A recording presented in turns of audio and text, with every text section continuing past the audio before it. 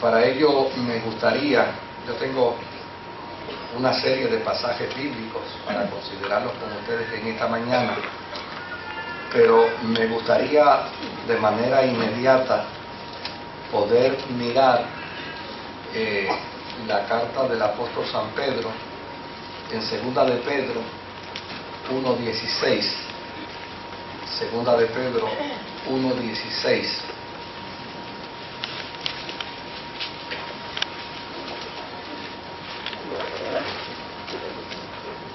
Esa cita creo que no se la había dado allá, pero está ahí. Segunda de Pedro 1:16. Y leemos la escritura a la gloria del Dios que es Padre, Hijo y Espíritu Santo. Amén. Cuando les dimos a conocer la venida de nuestro Señor Jesucristo en todo su poder, no estábamos siguiendo sutiles cuentos supersticiosos, sino dando testimonio de su grandeza que vimos con nuestros propios ojos. Cuando le dimos a conocer la venida de nuestro Señor Jesucristo en todo su poder, no estábamos siguiendo sutiles cuentos supersticiosos, sino dando testimonio de su grandeza que vimos con nuestros propios ojos. Que el Señor añada bendición a su santa y bendita palabra. Aleluya. Cuando tocamos el tema con respecto a la segunda venida del Señor, yo estoy seguro que a la mente de mucha gente no escapa el pensamiento de que este es un tema difícil y que este es un tema para algunos trillado y que este es un tema que se ha prestado en ocasiones para cierta manipulación, que a fin de cuentas se convierte en un tema de poco interés para muchos cristianos. Eso puede transitar por la mente de mucha gente cuando se dice hablar con respecto a la segunda venida de Jesucristo.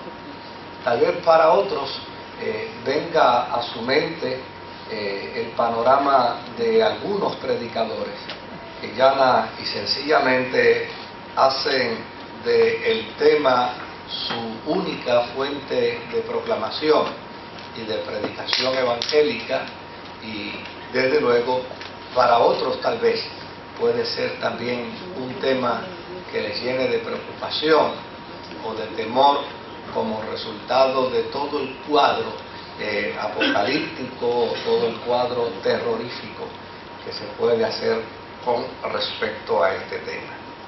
Sin embargo, lo que tiene la Escritura como intención cuando nos habla de la segunda venida de Jesucristo es del encuentro glorioso de dos seres que se aman. ¿Quién no quisiera encontrarse con su ser amado? ¿Quién no añora, luego de la distancia y del tiempo, no tener una bendita oportunidad para encontrarse con aquella persona que ama? ¿Y quién dentro de ese sueño y dentro de ese anhelo no desearía que a la hora de encontrarse con ese ser amado quisiera detener el tiempo, quisiera detener el cronos, quisiera detener el reloj, para que de esa manera comience la eternidad? Pues cuando se habla desde el punto de vista bíblico de la segunda venida de Jesucristo, de lo que se está hablando es del anhelo que tiene el novio y el anhelo que tiene la novia, el anhelo que tiene el esposo o el anhelo que tiene la esposa de poderse encontrar para así, de esa manera, entonces detener el tiempo y trascender a la eternidad. Es el anhelo que tiene el esposo, es el anhelo que tiene la esposa, de poderse encontrar para nunca más separarse. Y desde luego, cuando uno lo mira desde esa óptica, no necesita bajo ninguna circunstancia hacer planteamientos que llenen de temor, hacer planteamientos que llenen de miedo, o llevar una serie de expresiones que hablen sobre cataclismos y sobre desgracias, porque a fin de cuentas lo que persigue el mensaje bíblico con respecto a la segunda venida de Jesucristo es el encuentro de dos seres que se aman entrañablemente. Y desde luego, cuando uno lee el libro de Apocalipsis y termina la lectura del libro de Apocalipsis, uno se sorprende con esa expresión hermosa y gloriosa que dice: el Espíritu y la Iglesia dicen: ven, Señor Jesús.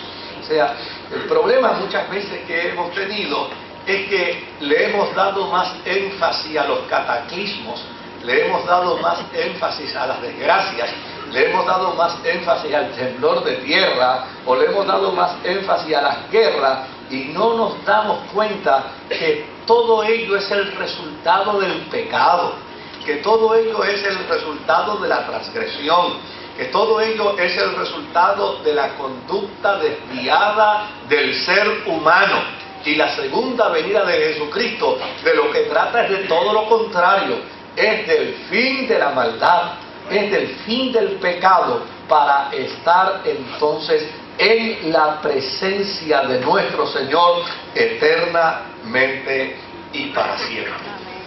Las Sagradas Escrituras están llenas de alusiones sobre un regreso personal de Jesucristo.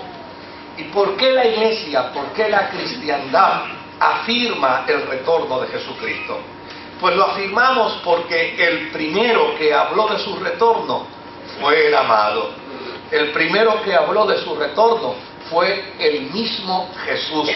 Y cuando vemos en las Sagradas Escrituras y leemos, yo tengo una serie de pasajes bíblicos que yo creo que son mucho más elocuentes que mis palabras. Cuando vamos a las Sagradas Escrituras, encontramos en Mateo capítulo 16 y verso 27 la palabra del Señor diciéndonos lo siguiente. Yo quiero que usted vaya conmigo a las Escrituras: porque el Hijo del Hombre ha de venir en la gloria de su Padre con sus ángeles, y entonces recompensará a cada persona según lo que haya hecho. Fíjese que es el mismo Jesús, aquel de quien dice la Escritura es fiel y es verdadero, aquel de quien dice la Escritura que es el camino, que es la verdad, que es la vida. Ese mismo es el que dice que el Hijo del Hombre ha de venir en la gloria de su Padre con sus ángeles, y entonces recompensará a cada uno según haya hecho. Lo mismo encontramos en Mateo, en el capítulo 24 y en el verso 42, donde la palabra del Señor nos dice: por lo tanto, manténganse despiertos, porque no saben qué día vendrá su Señor. Fíjese que es el mismo Jesús el que está hablando con respecto a su venida. El evangelista Lucas, en el capítulo 12 y en el verso 40, nos dice también de la manera siguiente. Él nos plantea y nos dice: asimismo deben ustedes estar preparados, porque el Hijo del Hombre vendrá cuando menos lo esperen. Y en el Evangelio según San Juan, en el capítulo 14, versículo 1 al versículo 3, encontramos en las Sagradas Escrituras donde dice el mismo Señor: no se angustien confíen en Dios y confíen también en mí.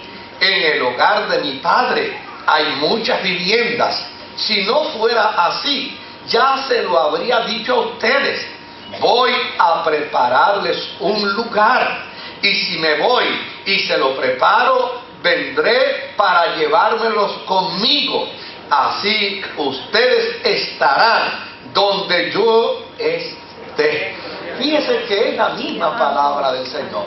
Es el mismo Señor el que pone en la vida y en el corazón de cada hombre, de cada mujer creyente, el sentido glorioso de ese encuentro, donde un día el Señor nos llamará o vendrá por nosotros para llevarnos a su presencia.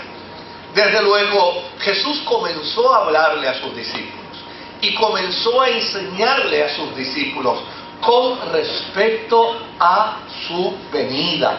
Y empezó a poner en el corazón y en la vida de sus discípulos el propósito de que vivieran una vida pía, vivieran una vida santa, vivieran una vida de compromiso en la fe, para que de esta manera, entonces, cuando llegase ese día glorioso, todo hombre y toda mujer que murió esperando en Él pudiera entonces vivir el encuentro glorioso con su Señor y con su Salvador.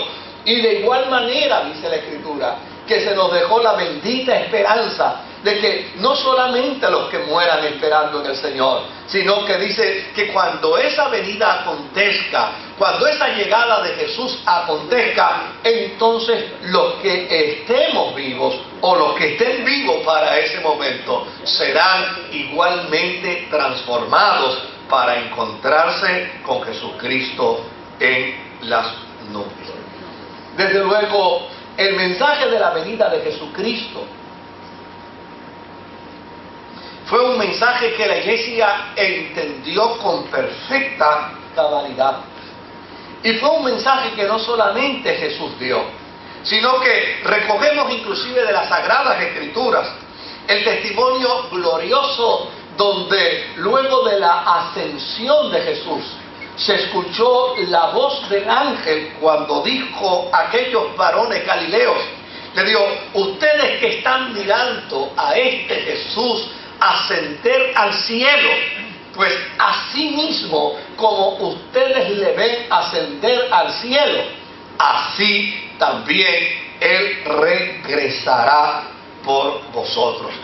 Desde luego, la iglesia primitiva no solamente enfocó su mensaje en una experiencia puramente de testimonio de la resurrección de Jesús, sino que la iglesia primitiva postuló y planteó que así como Jesucristo resucitó de entre los muertos, Él también vendría para llevar consigo a todos aquellos que resucitarán juntamente con Él.